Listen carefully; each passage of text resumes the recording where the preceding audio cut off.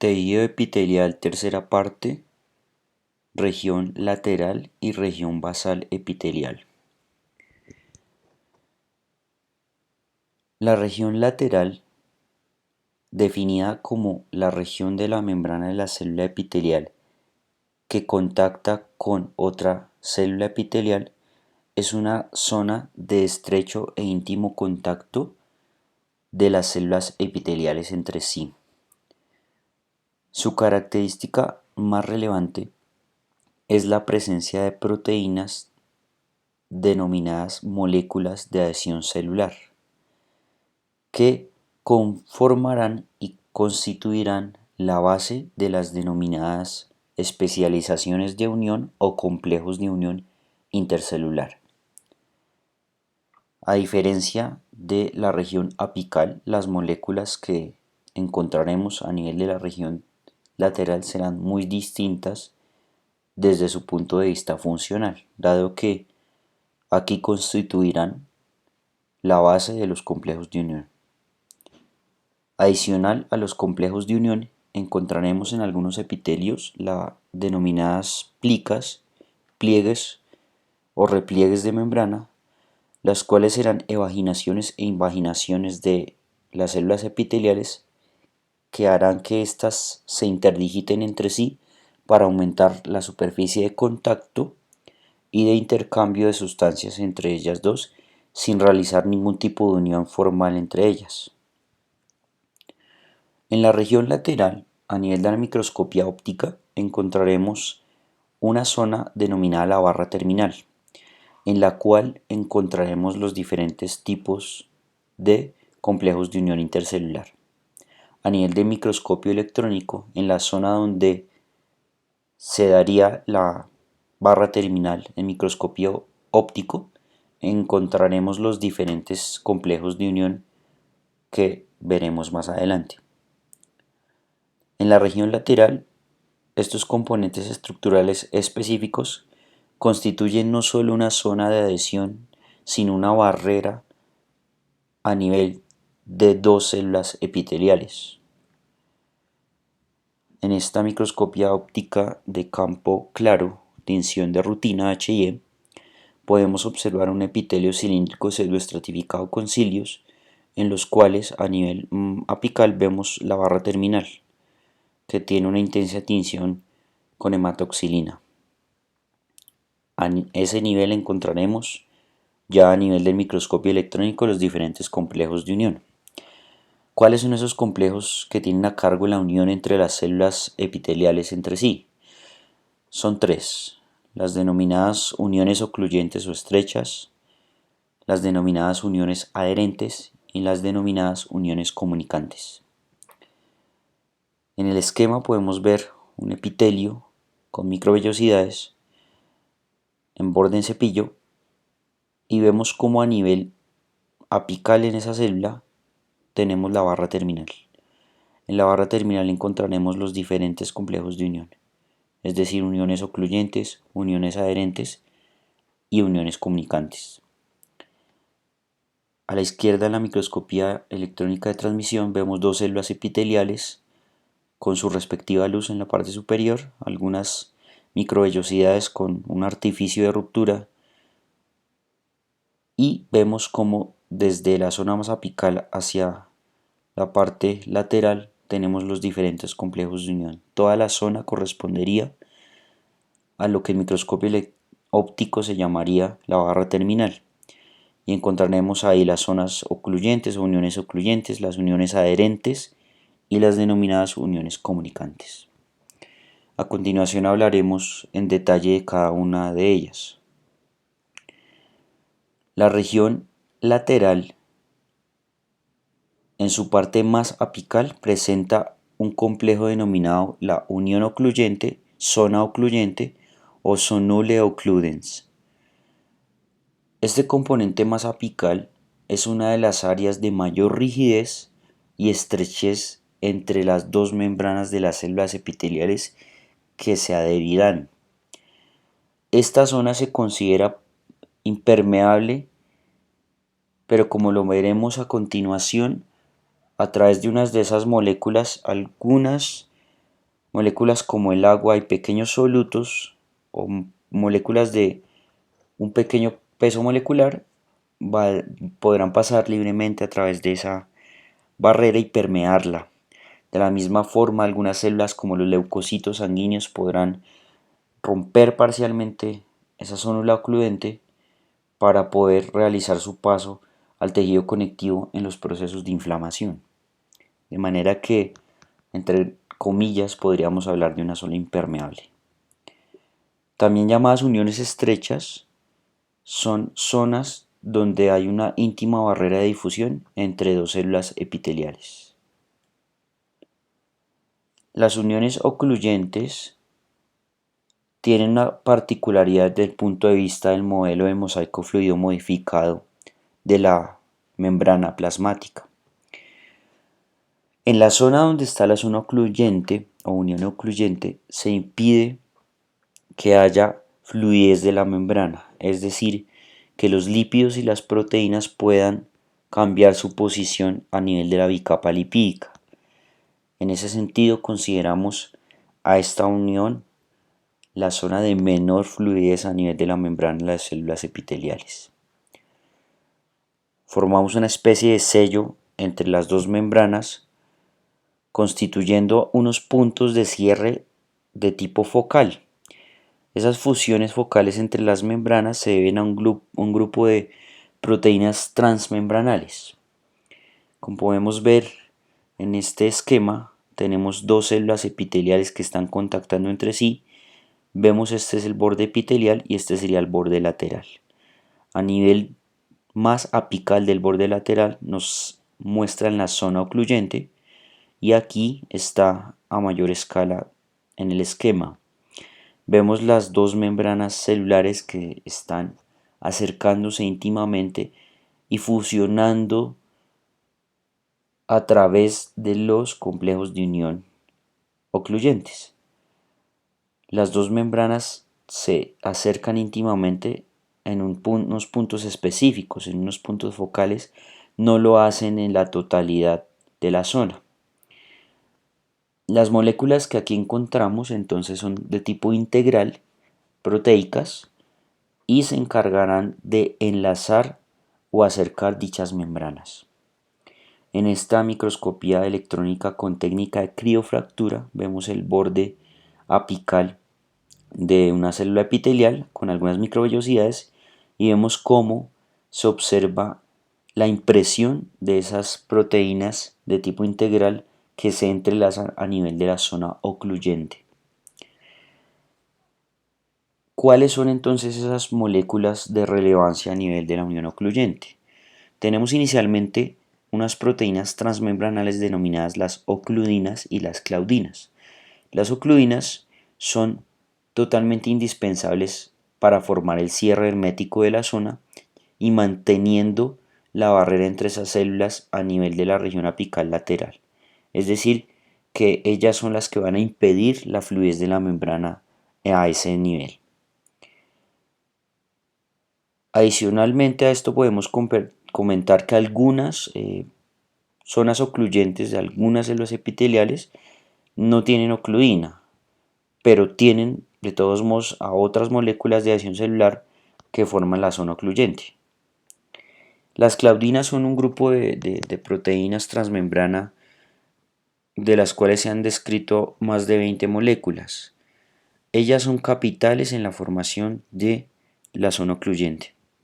Forman esa columna vertebral de la zona ocluyente y son las que permiten la permeabilidad de la zona.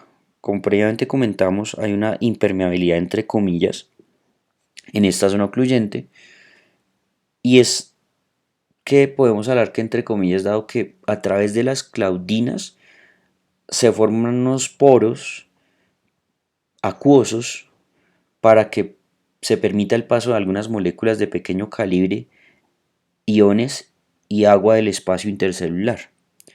De manera que decir impermeable es un término que podría ser muy tergiversado y mal interpretado.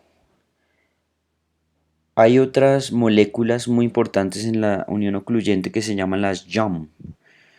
JAM viene de Junction Adhesion Molecule, que traducido es molécula de adhesión o adhesiva de la unión. Estas JAM particularmente pertenecen al grupo de moléculas de adhesión celular de la superfamilia inmunoglobulina y se asocian íntimamente con las claudinas en la zona ocluyente. Y son típicas de las uniones intercelulares, pero en las células endoteliales, es decir, las células que conforman el epitelio de los vasos sanguíneos. Recientemente se catalogó una cuarta molécula importante a nivel de las zonas ocluyentes denominada la tricelulina. Su nombre viene de su localización, que se da en el contacto entre tres células epiteliales. Ella pertenece también al grupo de proteínas integrales de membrana y se asocian con unas moléculas de acople denominadas las angulinas. A través de la interacción de la tricelulina con las angulinas, tres células epiteliales pueden quedar aferradas, manteniendo entonces una barrera epitelial mucho más fuerte, mucho más intensa, y entran en contacto con los filamentos de actina en la zona donde ellas están presentes. Vemos aquí entonces una microscopía óptica con tinción especial, vemos un epitelio de tipo plano y como se observa hay zonas en las cuales tres células pueden contactar. De manera que aquí no solo la ocluina y la claudina serán importantes, sino también la tricelulina. En el esquema vemos entonces unas células epiteliales contactando y hay zonas donde las tres células están contactando. De manera ampliada en escala vemos entonces las tres células epiteliales con sus respectivas membranas. Como base de la unión entre dos células estará la ocluina y la claudina, pero a nivel de la zona donde las tres células contactarán se encuentra la tricelulina formando entonces una especie de cinturón que entrelaza esas tres células.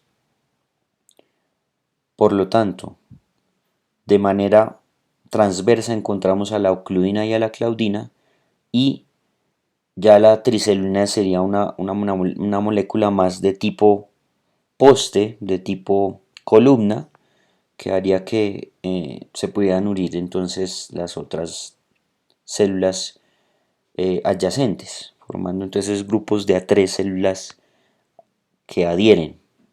Las angulinas entonces estarían hacia el lado citoplasmático de esa tricelulina para que se asocie el citoesqueleto de actina a este tipo de unión. Dentro de la porción citoplasmática que tiene la zona ocluyente, hay algunas proteínas de acople y reguladores de señales que hacen que esta estructura interactúe con el citoesqueleto de actina. De manera que cuando vemos este esquema, tenemos las ocluinas, las claudinas, están las JAM, pero vemos unas proteínas citoplasmáticas de acople, las denominadas ZO, que son tres, una, dos y tres. Forman un gran complejo proteico que va a enlazar a las claudinas y a las ocluinas con el citoesqueleto de actina. Lo mismo a las JAM y en el caso de la tricelulina, que no usará las ZO como tal para enlazarse al citoesqueleto de actina, sino lo hará a través de las angulinas. En esta microscopía electrónica de transmisión podemos ver entonces dos células epiteliales contactando entre sí en el borde apical dado por estas microvellosidades y vemos cómo entonces el más apical de los complejos de unión sería la zónula ocluyente o unión ocluyente. Vemos cómo las membranas se acercan íntimamente y parecen fusionarse en algunos puntos muy precisos.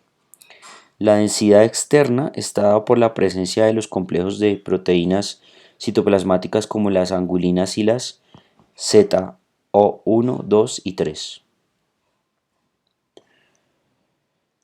¿Cómo se puede permear la zona ocluyente? Es un proceso que requiere energía o una vía de transporte usando a la célula como intermediario. La vía de transporte que denominamos paracelular se asocia al paso de moléculas desde la región apical hacia el espacio intercelular permeando la zónula ocluyente. En ese sentido, la molécula que vaya a permear debe pasar por los poros acuosos formados por las claudinas. Las ocludinas no van a presentar el fenómeno de poro, por lo tanto son una región de la zona ocluyente impermeable. La región de las ocludinas va a ser semipermeable, dado que algunas moléculas podrían pasar y otras no. La segunda forma de permear, entre comillas, la zónula ocluyente, porque realmente ni siquiera se usa esa zónula ocluyente, es la vía de transporte transcelular. En este caso, el metabolito o molécula que vaya a permear la zónula ocluyente debe hacer un proceso de endocitosis, luego transitar en un endosoma por el citoplasma y posteriormente ser exocitado por debajo de la región ocluyente en el espacio intercelular. Es decir, utilizamos al citoplasma simplemente como un transporte para poder llegar al espacio intercelular por debajo de la zónula ocluyente. Dentro de la región lateral, hacia la zona más inferior de la zónula ocluyente, encontramos las llamadas uniones adherentes. Estas son importantes desde el punto de vista de estabilidad mecánica epitelial, dado que no solo van a hacer que las células se unan una a otra, sino que van a interactuar con el citoesqueleto de estas zonas, dándole entonces una rigidez al epitelio, al tejido, formando a su vez entonces una unidad estructural con unas funciones determinadas, y no solo estructura, sino que estas regiones adherentes son claves en procesos como el reconocimiento célula-célula, la morfogenia, es decir, el origen de los tejidos y de los órganos, y diferenciación célula-célula, es decir, que una célula pueda convertirse en otra. De manera que las uniones adherentes son muy importantes no solo desde el punto de adhesión celular. Hay dos tipos de uniones adherentes, las denominadas zónulas adherentes, zonulae adherens, y las denominadas máculas adherentes, maculae adherens, o desmosomas. Unas interactuarán con el citoesqueleto de actina, las zónulas adherentes, y otras con el citoesqueleto de filamentos intermedios, las máculas adherentes o desmosomas.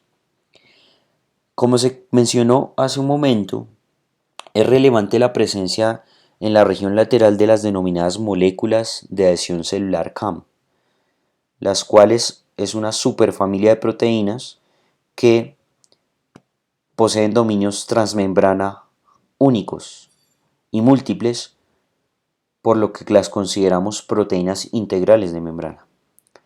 Esas moléculas de adhesión celular, como su nombre lo indica, confieren la capacidad de adhesión de las células entre sí, pero no de una manera tan fuerte como lo haría la zónula ocluyente.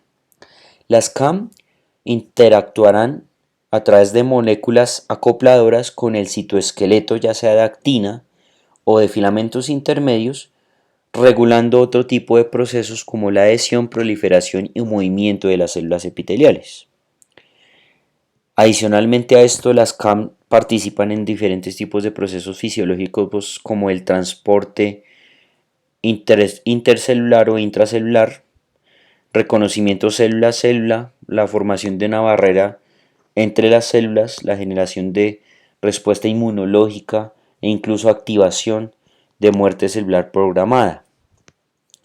La familia de moléculas de adhesión celular en el reciente quinquenio se ha clasificado en en unos tipos de moléculas. Y recientemente aparecieron unas nuevas. Las familias son caderinas, nectinas, integrinas, selectinas y la superfamilia de las inmunoglobulinas. Las caderinas se denominan así dado que requieren del ion calcio para su adecuado funcionamiento. Este ion calcio es captado principalmente a nivel de la región intercelular, adhiriéndose a la molécula proteica, a la molécula de adhesión celular, para efectuar su activación y posterior interacción de las membranas. Estas caderinas se asocian con proteínas citoplasmáticas que las van a enlazar con el citoesqueleto de actina y son relevantes en procesos como el crecimiento y diferenciación de las células epiteliales. Las nectinas también son un tipo de caderina, sin embargo, tienen una base molecular similar a la superfamilia de inmunoglobulinas, por lo tanto es un híbrido entre caderina y una inmunoglobulina. Son dependientes por lo tanto de calcio y su característica es que las uniones que establecen son muchísimo más débiles que con las caderinas clásicas, pero esta unión débil podría asociarse a favorecer ciertos procesos de desarrollo celular como la adhesión durante el periodo embrionario, donde no requerimos que las células epiteliales o en general células que van a ser de linaje epitelial desde los tejidos precursores tengan una adhesión fuerte, dado que se requiere en cierto momento que migren esas células. También a nivel de remodelado y regeneración de tejidos, estas nectinas son importantes. Las integrinas, compuestas por glucoproteínas con dos unidades, las que llaman la subunidad alfa y la subunidad beta, son proteínas transmembrana de tipo glucoproteico que interactúan con la llamada matriz extracelular MEC, donde encontramos todo tipo de glucoproteínas como los colágenos, las lamininas, la fibronectina, que asocian el epitelio con el tejido conectivo que está subyacente. Y a su vez las integrinas interactuarán con el citoesqueleto, de ahí su nombre, que integran el citoesqueleto, la membrana epitelial en la región basal y el tejido conectivo subyacente. Por lo tanto, se asocian con multiplicidad de procesos como la adhesión, el movimiento celular, la forma celular, el crecimiento y la diferenciación de esas células epiteliales. La familia de las selectinas está exclusivamente asociada a dos tipos de células, los glóbulos blancos o leucocitos y el endotelio vascular. Estas moléculas serán totalmente indispensables para el proceso de migración leucocitaria durante la inflamación. Los leucocitos deben escapar del torrente sanguíneo y dirigirse hacia los sitios donde se presente la respuesta inflamatoria. Para ello deben permear el endotelio y durante la adhesión del leucocito a la célula endotelial para esa migración, las selectinas son protagonistas. La superfamilia de inmunoglobulinas es el último representante de las moléculas de adhesión celular. Estaría constituido por más de 60 moléculas de tipo glucoproteína con diferentes tipos de funciones biológicas y son importantes desde el punto de vista de adhesión entre dos células. Y ellas son muy difundidas en procesos patológicos como el cáncer, la metástasis, es decir, el viaje de células tumorales malignas desde un lugar de origen hacia otro órgano que está a distancia, la angiogénesis u origen de vasos sanguíneos, sobre todo a nivel de tipo tumoral, procesos de inflamación, respuesta inmunológica. Aquí hay algunos ejemplos como las moléculas de adhesión intercelular ICAM, las moléculas de adhesión célula-célula CICAM, las moléculas de adhesión celular vascular BICAM, las moléculas de adhesión celular del síndrome de Down DISCAM, las moléculas de adhesión celular endoteliales plaquetarias PICAM y las que mencionamos hace un rato en la zona ocluyente, las JAM o moléculas de adhesión de la unión. Es importante resaltar que a nivel de los complejos de unión, las interacciones entre las proteínas CAM es de dos tipos: la interacción llamada homofílica u homófila y la interacción denominada heterofílica o heterófila. ¿En qué consiste cada una de ellas? La interacción homofílica se da cuando las dos moléculas que van a hacer contactar las membranas de las células epiteliales pertenecen al mismo grupo y familia, son idénticas, en este caso dos caderinas o dos inmunoglobulinas. En el caso de la interacción heterófila, las dos moléculas de adhesión celular que contactan son de diferente familia. En este caso, vemos por ejemplo silectinas con integrinas, integrinas con moléculas de tipo glucoproteína extracelular, pero no se presentan entre CAMs de la misma familia. Entonces las caderinas nectinas e inmunoglobulinas presentan interacción principalmente homófila y las selectinas e integrinas presentan interacción de tipo heterófilo.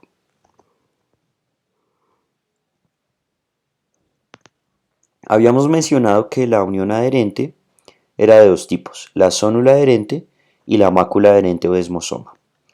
La zónula adherente es un refuerzo de la zona ocluyente, es decir, que la encontraremos un poco más abajo de la zónula ocluyente en los preparados de microscopio electrónico. Esta es importante para la integridad de la superficie epitelial. Es una especie de banda continua, no tanto un cinturón como es el caso de la zona ocluyente, sino es un poco más laxa la unión entre las dos membranas. Y las dos proteínas claves en esta zona adherente son las familias caderinas nectinas. Por lo tanto, entenderemos que habría una necesidad de calcio para el funcionamiento de este tipo de unión. La caderina, hay varios tipos de caderinas, la más frecuente se llama la caderina E. Ella va a tener unas moléculas de acople citoplasmático denominadas las cateninas y las vinculinas, que interactúan a su vez con alguna proteína llamada alfa-actinina, que interactúa con los filamentos de actina, y a través de esto la zónula adherente queda contactando con el citoesqueleto. En cuanto a las nectinas, que son un grupo de 4 proteínas, ellas también tendrán proteínas de acople con el citoesqueleto de actina, en este caso la denominada afadina. Las nectinas son importantes en algunos epitelios muy precisos, como el epitelio testicular, el epitelio pigmentado y no pigmentado en la zona ciliar del ojo, del globo ocular, las papilas dentales y el tubo neural durante el desarrollo de los embriones. Es decir, que las nectinas no son ubicuas, no están en todas las posiciones corporales, sino en algunas posiciones muy particulares. La zónula adherente depende de calcio, y en caso de ausencia o disminución de los iones calcios, se presentaría la disociación entre las caderinas y la pérdida de la unión. El complejo caderina-catenina, entonces, es decir, la caderina unida a la molécula de acople con el citoesqueleto, es un complejo que es el maestro regulador en la adhesión, en la diferenciación, en la polaridad, en la migración, en la proliferación y supervivencia de las células de la unión adherente. Entonces, vemos que no es solo una zona de adhesión, sino que regulamos otro tipo de procesos. Vemos aquí entonces un esquema de una región lateral hacia la zónula adherens o zónula adherente. Entonces en este caso vemos que son caderinas de tipo caderina E con iones de calcio que ayudan a la estabilización y funcionamiento de la unión, pero vemos que hay un espacio entre las membranas, es decir, acá, a diferencia de la zona ocluyente, las membranas no entran en contacto. Vemos también las proteínas citoplasmáticas de acople, que son diferentes para el caso caderinas que el de nectinas. Entonces, en el caso caderinas, vemos las cateninas, las vinculinas, que a su vez se asocian con los filamentos de actina, que a su través presentan entonces la alfa-actinina para estabilizarlos. En el caso nectinas, la única proteína acople con el citoesqueleto de actina es la llamada afadina. ¿Cómo se observa o cómo podemos identificar la zónula de Eren con los preparados de microscopio electrónico? Lo primero sería localizar la región apical de la célula epitelial que va a entrar en contacto con otra, tipificar la zónula occludens, que es el complejo más apical, e inmediatamente por debajo encontraremos una estructura como esta.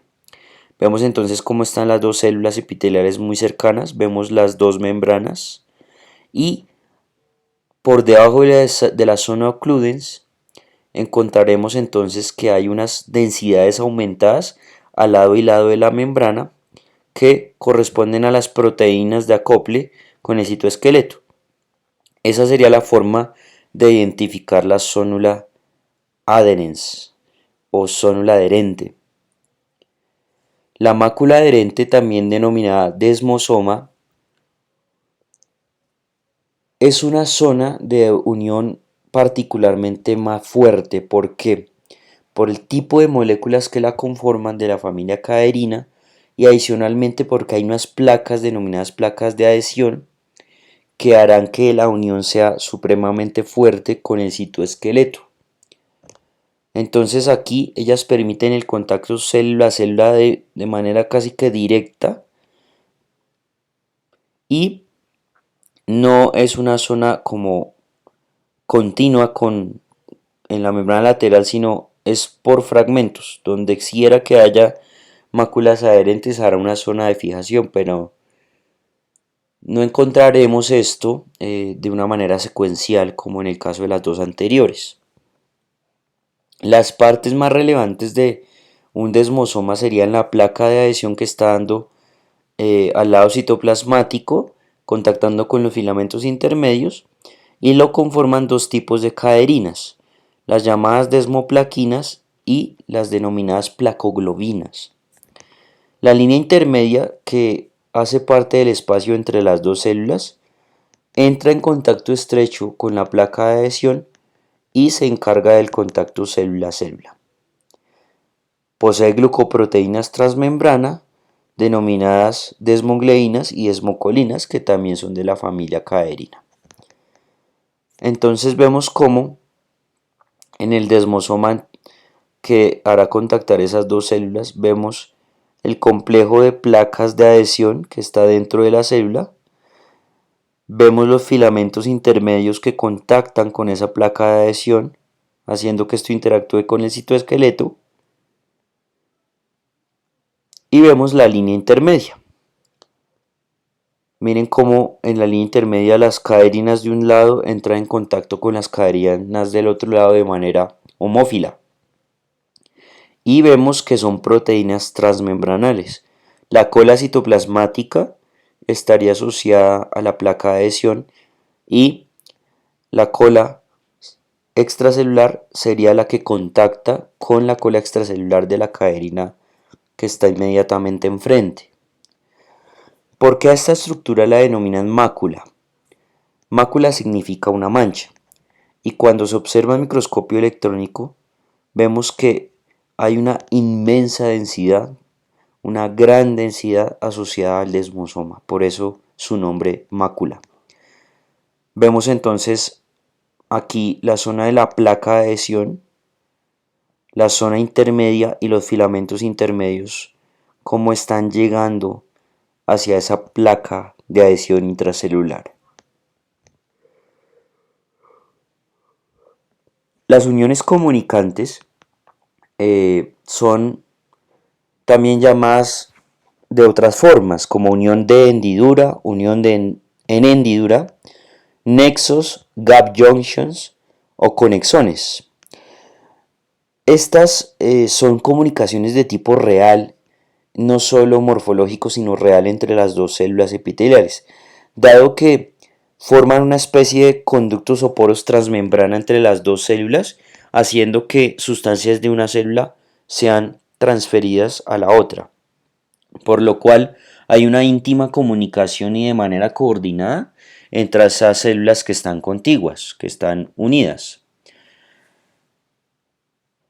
La cantidad de poros o uniones de hendidura varía mucho y depende de la célula de la cual se esté hablando, pero lo que es constante es la formación de dos semiconductos llamados conexones entre las dos células. Esos conexones tienen una proteína denominada la conexina que corresponde a 6 subunidades por cada conexión. Y esos conductos que forman estos conexones nos permiten entonces la formación de la unión comunicante. Aquí vemos entonces dos membranas celulares de células epiteliales que están unidas a través de una unión de tipo comunicante. Entonces vemos cómo hay una formación de un llamado conexón que se contacta con el conexón de enfrente y cuando están abiertos hay un paso de moléculas de un lado a otro de las células epiteliales, es un paso bidireccional. Y si uno detalla la formación de un conexón, está hecho de 6 subunidades de conexina formando ese poro. Más o menos entre 9 y 12 conexones constituirán lo que se denomina la unión comunicante. Vemos aquí, en esta microscopía electrónica de transmisión, cómo se forma la unión comunicante. Entonces las células deben llegar a contactar de una manera íntima. ¿Por qué? Porque el conexión de un lado se une con el del frente y acercan las membranas de esa manera. Solamente bajo señal se produciría la apertura de estos canales moleculares. En esta microscopía de fuerza atómica podemos observar cómo se indujo en un animal la formación de grandes cantidades de conexina y por lo tanto la formación de conexones. Vemos entonces que se forman de esas 6 subunidades de conexina y tiene un estado de abierto bajo señal y un estado cerrado cuando se pierde la señal en ese tipo de uniones. Finalmente en la región lateral encontramos unas denominadas especializaciones morfológicas, también llamadas los repliegues o plicas. Ellas son superficies de la membrana que van a interdigitarse con superficies de otra célula epitelial. De acuerdo a esto, las membranas aumentarán la superficie de intercambio de sustancias, mas nunca se contactarán. Las membranas estarán por separado y lo único que harán es esos repliegues entre ellas. Aquí podemos ver entonces una microscopía electrónica de transmisión con dos células epiteliales absortivas. Por excelencia lo podemos deducir porque tenemos un borde en cepillo aquí al lado izquierdo. Esta sería toda la región lateral. Miremos entonces, este sería la zona ocluyente, dijimos que es la más apical de los complejos de unión. Enseguida tenemos esta zona donde se puede ver la densidad al lado y lado de la membrana. Eso correspondería a la zona ocluyente. Y hacia abajo vemos cómo las dos membranas empiezan a interdigitarse. Hacen evaginaciones e invaginaciones de tal manera que se acercan pero no se tocan esas membranas para aumentar la superficie de intercambio de sustancias entre ellas. Vemos también algunas máculas adherentes o desmosomas en esta porción. Si acercásemos el microscopio a esta zona, pues podríamos ver cómo aparecen las placas de adhesión, la línea intermedia y los filamentos intermedios formando ese desmosoma. La región basal epitelial se había definido como la región de la membrana de la célula epitelial que contacta con el tejido conectivo subyacente. Y lo que vamos a acotar a continuación es qué tipo de especialidades de membrana encontramos a nivel de la región basal epitelial.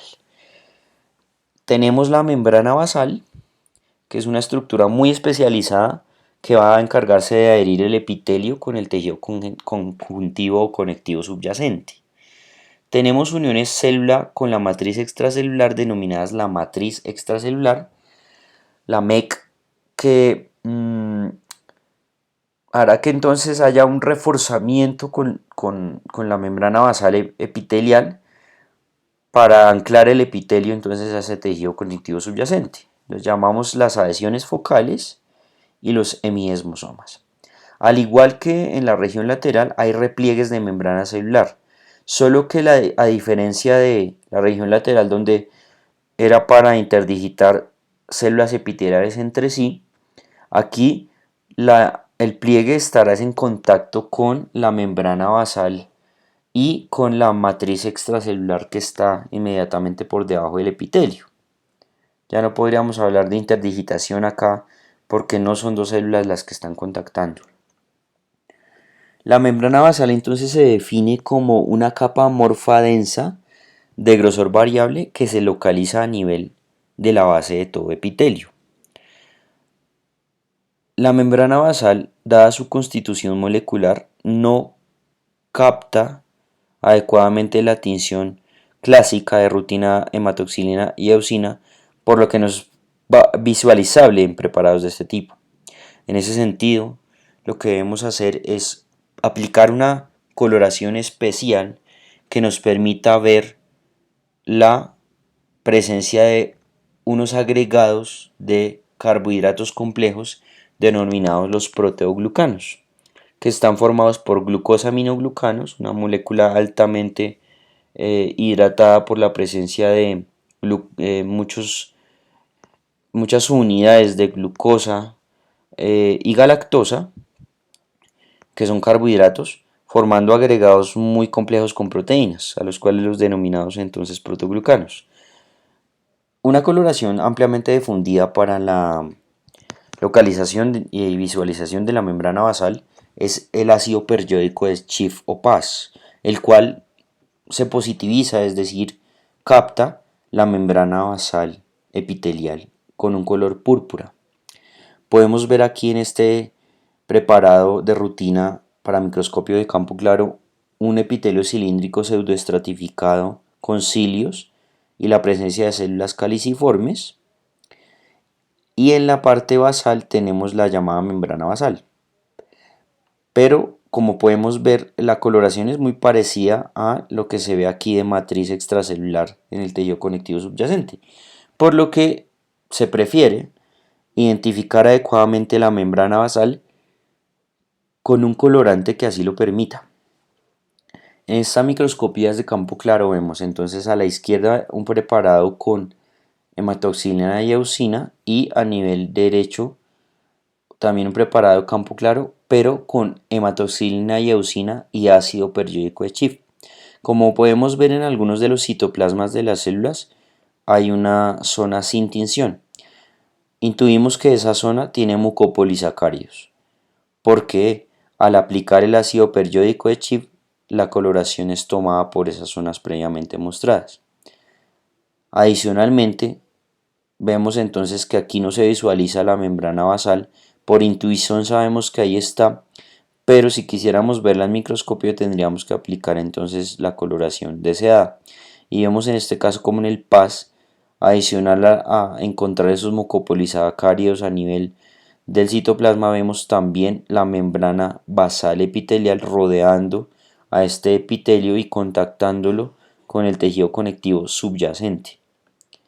Hay una estructura que se denomina la lámina externa y es un símil de la membrana basal, pero la encontramos no en el epitelio, sino en tejidos como el tejido adiposo y el tejido muscular liso y estriado.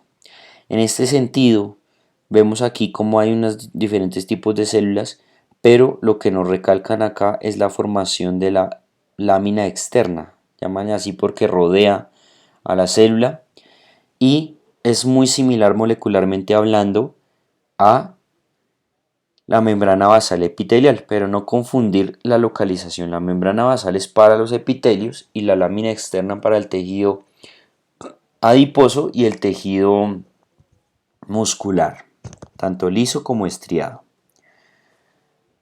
A nivel de microscopio electrónico, encontramos entonces que hay unas estructuras en ese microscopio electrónico que se pueden visualizar de una manera interesante, que se denominan la lámina densa y la lámina lúcida. Estas estructuras son lo que haría relevante la membrana basal a nivel de la tinción PAS u otra tinción que deje ver los proteoglucanos de esta membrana basal. Encontramos también una serie de otras moléculas que ya mencionaremos y que cuando visualizamos el microscopio electrónico podríamos intuir qué moléculas son. En este caso tenemos tres células epiteliales que están haciendo contacto y esta sería la zona de la membrana basal de esas células y vemos aquí un detalle. Entonces vemos una línea lúcida por debajo de la membrana de esas células y vemos una línea densa por debajo de la línea lúcida.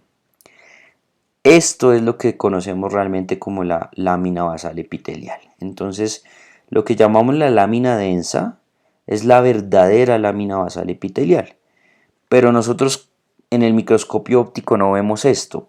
Lo que vemos es que toda esta zona por debajo de la membrana de las células capta el colorante deseado, pero no vemos dos diferenciaciones como lo vemos aquí entre la lámina densa y la lámina lúcida. Entonces ahí es donde encontraremos todas las proteínas que van a asociarse con la llamada matriz extracelular, que sería aquí esta zona inferior que vemos.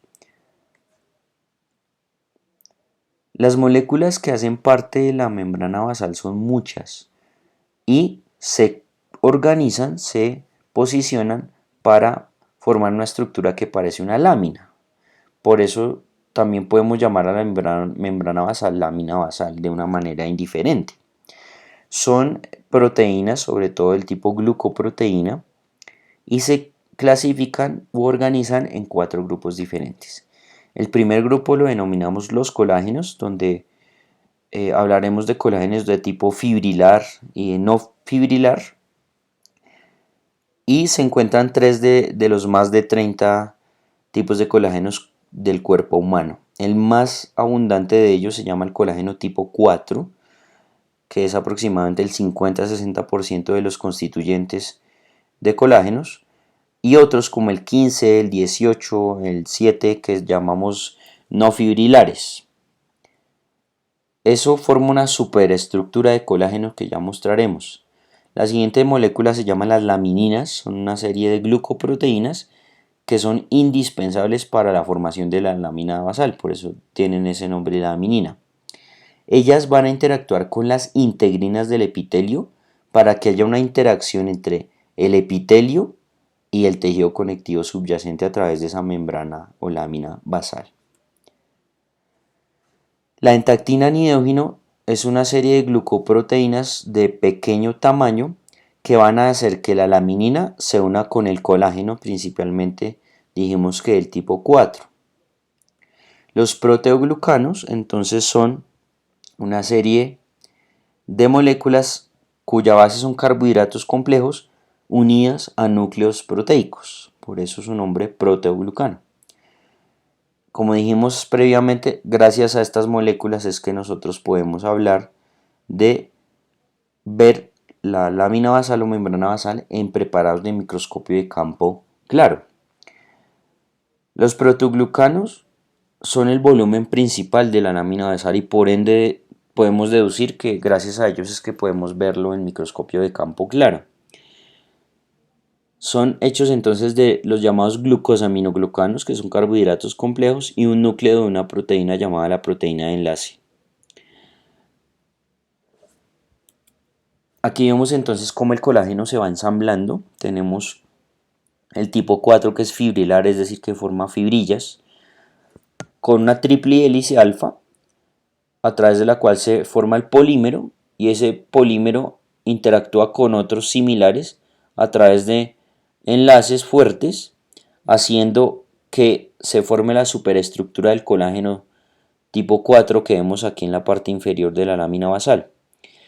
Adicionalmente observen que hay una red de lamininas que hacen que se adhiera la célula epitelial con esa zona de la lámina basal a través de moléculas llamadas las integrinas. No se olviden que cuando hablamos de integrinas mencionamos que son proteínas que hacen que el epitelio se pueda adherir al tejido conectivo subyacente. Vemos los proteoglucanos por ahí también dentro del complejo. En este caso uno de los representantes más importantes se llama el perlecano. Y vemos las proteínas que ayudan a que las lamininas y la superestructura de colágeno queden fuertemente adheridas. Son las nidógeno en tactina o en tactina nidógeno. Eso no tiene, digamos, un orden preciso.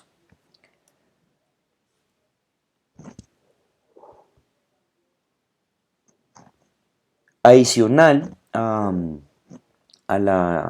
esta lámina basal, nosotros encontramos otra estructurita que se llaman las fibras reticulares o lámina reticular.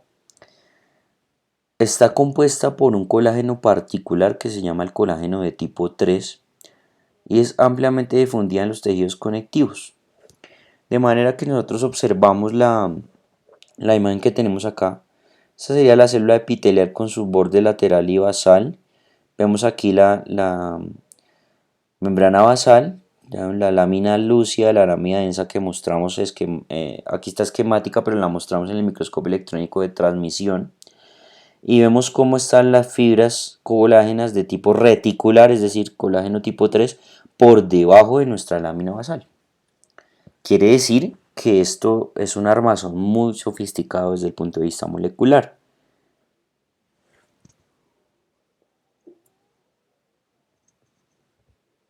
Encontramos que la membrana basal tiene múltiples funciones, como adhesión estructural entre el tejido conectivo y el epitelio, compartimentalización dado que separa el tejido conectivo del tejido epitelial, forma una división entre ellos dos, filtración de sustancias que van desde la matriz extracelular hacia el epitelio o del epitelio hacia la matriz extracelular, armazón tisular, es decir que gracias a la membrana basal podemos organizar tejidos y órganos teniendo en cuenta la presencia de epitelios. Y también la membrana basal es clave en los procesos de regulación y de señalización entre el tejido conectivo y el epitelio. Ahora, las uniones célula-matriz extracelular son dos, que son las adhesiones focales y los semidesmosomas. Aquí es clave entonces el tipo de moléculas de adhesión que se utilizan para que el epitelio y el tejido conectivo tengan una integridad morfológica, es decir, que no pierdan sus características en cuanto a forma, estructura, y otra cosa importante es el soporte que van a brindarle a la célula epitelial con respecto a la matriz extracelular. Las adhesiones focales entonces las denominan así, dado que son enlaces entre el citoesqueleto de actina y la matriz extracelular, pero en unos puntos muy específicos o focales de esa membrana. Es importante desde los cambios dinámicos que ocurren en las células epiteliales durante su tiempo de vida útil. Tenemos aquí una cara citoplasmática, una región transmembranal y una región extracelular de ese complejo. Las proteínas que son más relevantes en la unión focal son las integrinas, o sea, es una representante de la familia de moléculas de adhesión celular.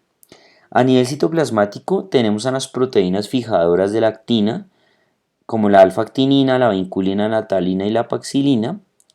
Y a nivel de la cara extracelular tenemos que tienen sitios de unión con moléculas de tipo glucoproteína de la matriz extracelular, como las lamininas y la fibronectina. Entonces vemos aquí el esquema, vemos la membrana plasmática, debajo la lámina densa y la lámina lúcida de nuestro tejido conectivo en la membrana basal, y vemos aquí cómo hay integrinas, verenlas acá, cómo hacen que lo que está dentro de la célula se aferra a lo que está fuera de ella. En este caso son moléculas de matriz extracelular como la fibronectina, y lo hacemos a través de integrinas. Son las proteínas por excelencia para unir epitelio al tejido conectivo. Y vemos por el lado citoplasmático cómo se organizan entonces los filamentos de actina y que llegan a un solo punto, a un solo foco, y por eso es que a estas uniones las llaman uniones focales. El filamento de actina entonces queda enlazado al complejo de adhesión focal a través de 3 moléculas de acople, que son la tarina, la paxilina y la vinculina.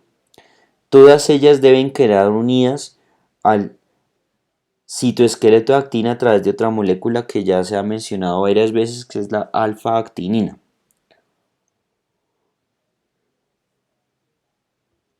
Si nosotros miramos esta microscopía de inmunofluorescencia, tiene variedad de fluorocromos. Lo que digamos es de relevancia en esta imagen sería que la actina fue marcada con verde.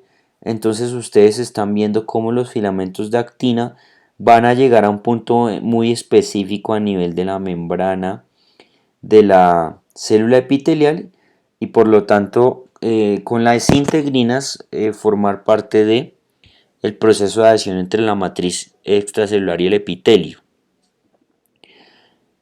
Aquí entonces estarían marcadas las moléculas de ensamble, tarina, paxilina y vinculina, y vemos que por cada zonita llega un solo filamento de actina, por lo que entendemos por qué se llaman adhesiones focales. Ellos son importantes desde el punto de vista de percepción y transducción de señales, como lo habíamos mencionado previamente. Son sitios que tienen detección de fuerzas contráctiles, cambios mecánicos en la matriz, por lo tanto son capaces de generar todo tipo de señales bioquímicas. Tienen que ver con la migración, diferenciación y crecimiento de las células, o sea, las uniones que hemos visto son muy irrelevantes para las funciones epiteliales. Los hemiesmosomas entonces se llaman así porque tienen solamente una placa de adhesión, que es la que está hacia el citoplasma de la célula epitelial. No existe una zona intermedia que haga que pensemos que esto es un desmosoma propiamente dicho. Tenemos solo una placa porque solo va a haber una membrana y no habrá una zona intermedia. Entonces, ¿dónde encontramos hemiesmosomas? Pues sitios donde realmente se requiere que la unión del epitelio al tejido conectivo sea muy fuerte y generosa. En ese sentido tenemos a la córnea, la piel, la mucosa de la cavidad oral, el esófago y la vagina como órganos representantes de amplia cantidad de hemiesmosomas que se encuentran en esos tipos de epitelios. Son muy parecidos desde el punto de vista molecular con los desmosomas, pero tienen unas proteínas en particular.